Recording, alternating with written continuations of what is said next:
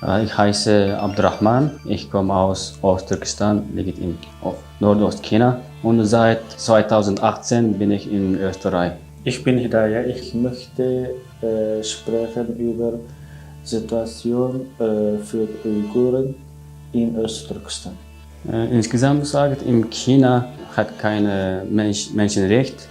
Ich habe 2 Kinder und ich habe eine Frau, aber meine Frau seit 3 Jahren im Konzentrationskampf. Ich habe auch 2 Kinder von 2 Jahren alt. Ich habe keinen Kontakt mit meiner Familie.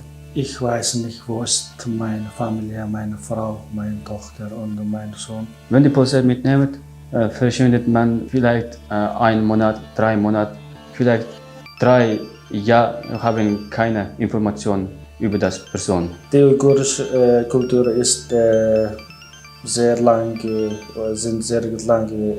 Geschichte.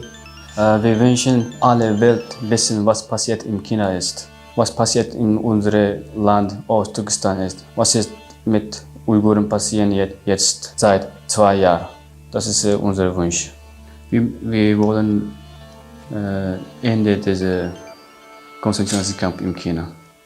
In China, im Kindergarten und in der Schule, Kinder verboten mit unserer Muttersprache sprechen. Und deswegen, wir haben diesen Verein und diese Kinder beibringen und hier unsere Kultur lernen und Muttersprache lernen. Wir haben diesen Verein, aber die Miete ein bisschen teuer für uns. Deswegen wir wollen ein bisschen finanzielle Hilfe von irgendwo.